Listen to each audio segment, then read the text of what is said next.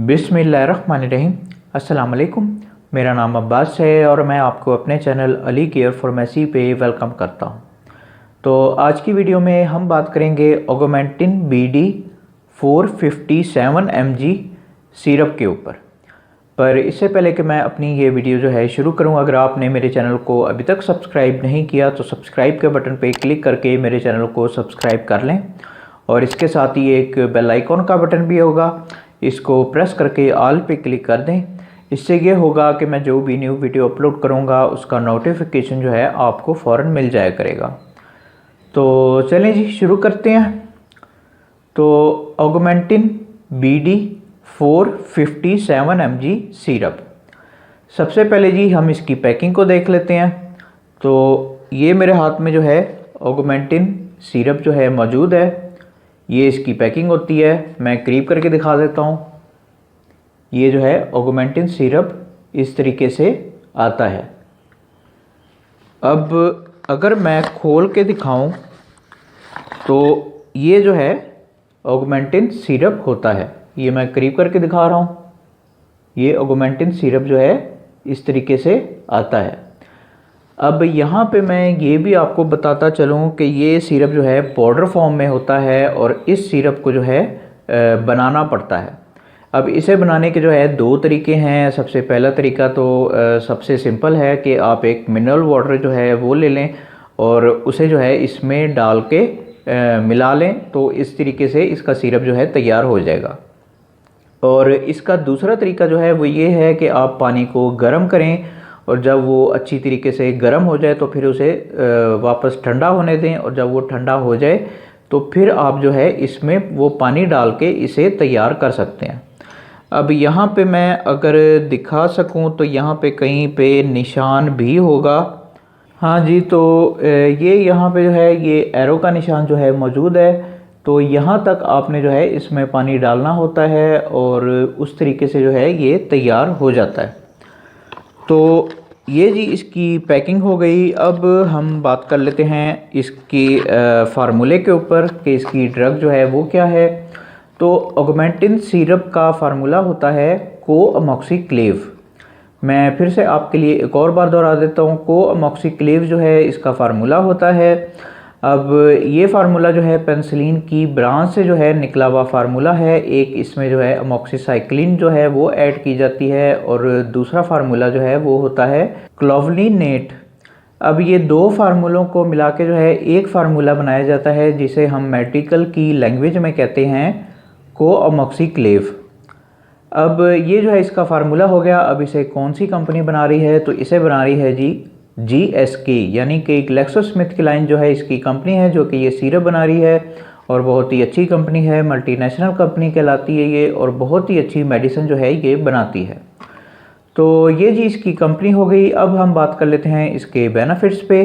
तो Augmentin BD syrup के benefits ये होते हैं कि ये सिरप जो है एंटीबायोटिक होता है और जितने भी बैक्टीरियल इन्फेक्शन होते हैं उनमें जो है इस सिरप को बच्चों में जो है इन्फेक्शन से बचने के लिए जो है यूज़ करवाया जाता है। अब हम इस पर ज़रा तफसील से बात कर लेते हैं। तो अगर आपके बच्चे को किसी भी किस्म का बुखार हो रहा है, जिस तरह के मलेरिया या टाइफाइड या आम बुखार, तो किसी भी किस्म का अगर आपके बच्चे को बुखार हो रहा है तो उस हालत में जो है इस सिरप को जो है डॉक्टर आपके बच्चे को रेकमेंड करते हैं। आप ये सिरप अपने बच्चे को यूज़ करवा सकते हैं। उसके बाद अगर आपको कोई एलर्जी वगैरह हो रही है, किसी भी किस्म की आपके बच्चे को एलर्जी हो रही है, तो उस हालत में भी डॉक्टर जो हैं बाज़-औक़ात एंटी एलर्जी जो सिरप होते हैं उसके साथ मिला के जो है ये सिरप भी रेकमेंड करते हैं। आप इस सिरप को यूज़ कर सकते हैं। उसके बाद अगर आपके बच्चे को जो है कहीं भी किसी भी किस्म का बैक्टीरियल इन्फेक्शन हो रहा है, जैसे कि कान में कोई इन्फेक्शन हो जाता है या मुंह के अंदर कोई इन्फेक्शन हो जाता है जैसे कि दाढ़ वगैरह, इसी तरीके से जो है अगर आपके बच्चे को जो है वो गले में कोई इन्फेक्शन हो जाता है जैसे कि गला ख़राब हो जाना, इसी तरीके से अगर कोई छाती वगैरह में कोई इन्फेक्शन हो रहा है, मैदे में हो रहा है या आंतों में हो रहा है, तो कहीं भी किसी भी किस्म का अगर आपके बच्चे को बैक्टीरियल इन्फेक्शन हो रहा है तो उस हालत में जो है ये सिरप जो है डॉक्टर्स आपके बच्चे को रेकमेंड करते हैं। आप ये सिरप अपने बच्चे को यूज़ करवा सकते हैं। उसके बाद अगर आपके बच्चे को जो है कोई ज़ख़म वगैरह हुआ है, सीरियस किस्म का कोई इंजरी हुई है, तो उस ज़ख़म में जो है इन्फेक्शन से बचने के लिए भी डॉक्टर आपको ये सिरप जो है रेकमेंड करते हैं। आप ये सिरप अपने बच्चे को यूज़ करवा सकते हैं। उसके बाद अगर आपके बच्चे का जो है कोई ऑपरेशन वगैरह हुआ है किसी भी किस्म का, तो उस हालत में जो है इन्फेक्शन से बचने के लिए भी डॉक्टर जो हैं आपके बच्चे को ये सिरप जो है रेकमेंड करते हैं। आप ये सिरप अपने बच्चे को यूज़ करवा सकते हैं। अब ये सारे जो है इसके बेनिफिट्स हो गए। अब हम बात कर लेते हैं इसके यूजेस के ऊपर। तो ऑगमेंटिन बीडी सिरप के यूजेस ये होते हैं कि इस सिरप को जो है 6 साल से 12 साल के दरमियान जो बच्चे आते हैं उनमें जो है डॉक्टर्स आपके बच्चे को ये सिरप जो है रेकमेंड करते हैं।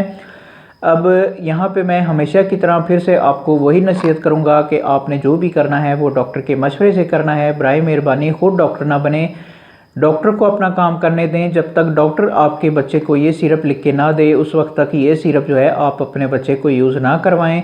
खुदारा अपने आप पे और अपने प्यारों पे रहम किया करें। डॉक्टर के मशवरे के बगैर कोई भी मेडिसिन जो है यूज़ ना किया करें। अब अगर आपकी समझ में आ जाए तो अच्छी बात है जी। तो ये सारे जो है इसके यूजेस हो गए। अब हम बात कर लेते हैं इसकी डोजेस के ऊपर। तो ऑगमेंटिन बीडी की डोजेज जो हैं वो आपके बच्चे की बीमारी के ऊपर जो है डिपेंड करती हैं। जिस तरह के आपके बच्चे की बीमारी होगी उसके मुताबिक जो है डॉक्टर आपको इसकी डोजेज जो है रेकमेंड करेंगे। अब इसकी नॉर्मल डोज जो है वो दिन में ट्वाइस अ डे यानी कि दिन में 2 मरतबा के तौर पे, या फिर जो है थ्राइस अ डे यानी कि दिन में 3 मरतबा के तौर पे डॉक्टर जो है आपके बच्चे को इसकी डोजेज जो है रेकमेंड करते हैं। अब जिस तरीके से भी डॉक्टर जो है आपको इसकी डोजेज जो है रेकमेंड करें आपने उसके मुताबिक जो है इसकी डोजेज जो है यूज़ करनी है।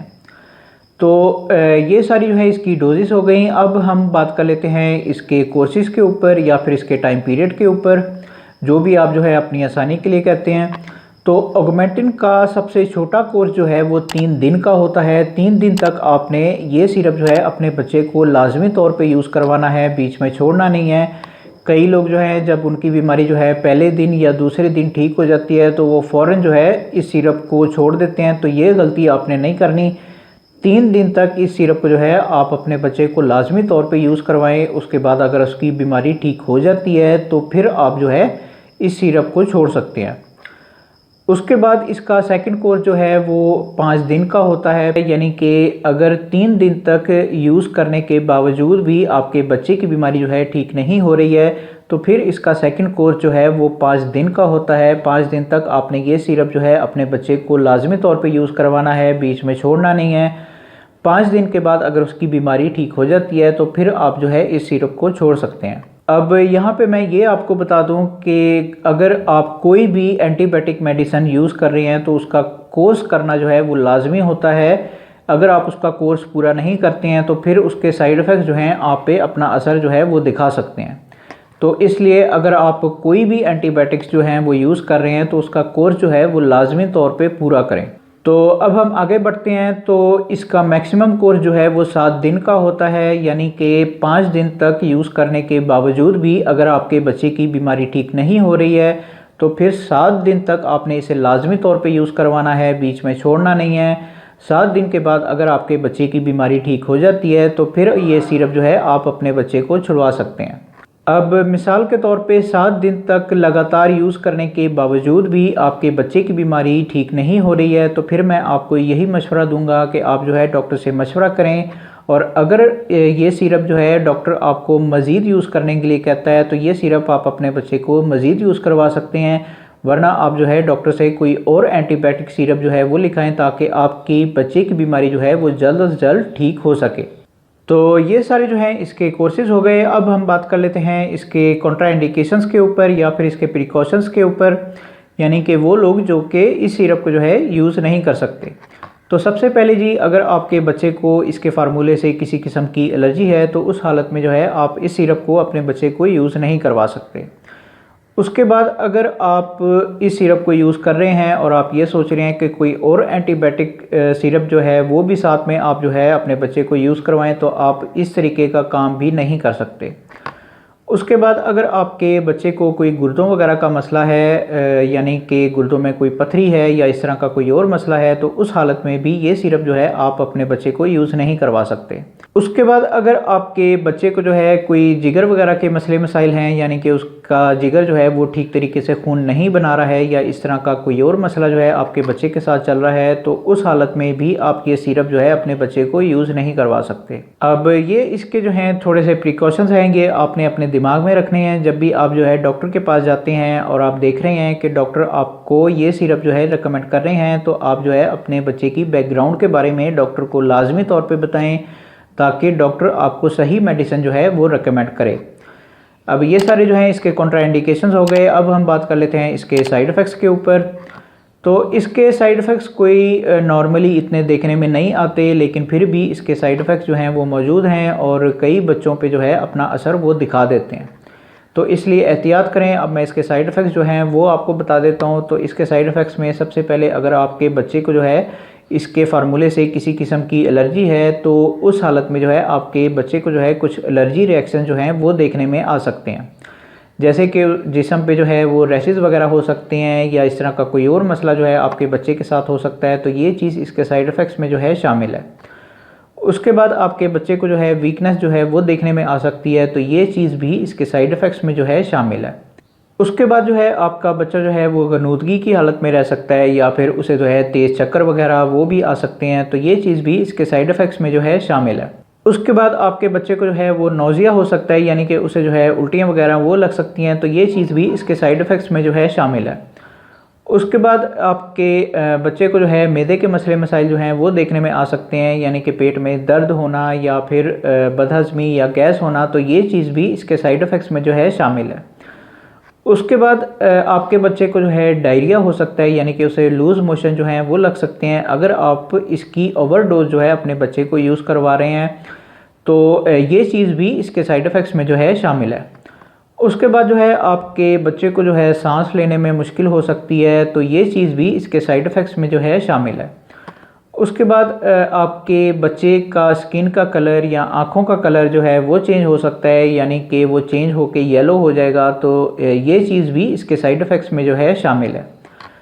उसके बाद आपके बच्चे का यूरिन का कलर जो है वो भी चेंज होके आ सकता है, यानी कि चेंज होके वो येलो ज़रूरत से ज़्यादा येलो हो जाएगा, तो ये चीज़ भी इसके साइड इफ़ेक्ट्स में जो है शामिल है। उसके बाद जो है आपके बच्चे को गुर्दों के कुछ मसले मसाइल जो हैं वो देखने में आ सकते हैं, यानी कि गुर्दों में कोई पथरी वगैरह हो सकती है या इस तरह का कोई और मसला हो सकता है, तो ये चीज़ भी इसके साइड इफ़ेक्ट्स में जो है शामिल है।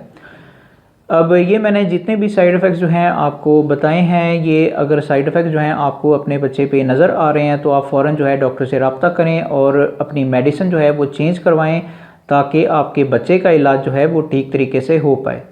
और इन सारे साइड इफ़ेक्ट्स की वजह से ही मैं आपसे हर वीडियो में गुजारिश करता हूं कि बराए मेहरबानी डॉक्टर के पास चले जाया करें, डॉक्टर से मेडिसिन लिखा लिया करें, खुदारा अपने आप पे और अपने प्यारों पे रहम किया करें, डॉक्टर के मशवरे के बगैर कोई भी मेडिसिन जो है यूज़ ना किया करें। तो अगर आपकी समझ में आ जाए तो अच्छी बात है जी। तो ये सारे जो हैं इसके साइड इफ़ेक्ट्स हो गए। अब हम बात कर लेते हैं इसकी प्राइस के ऊपर कि मार्केट में आजकल इसकी कीमत जो है वो क्या चल रही है।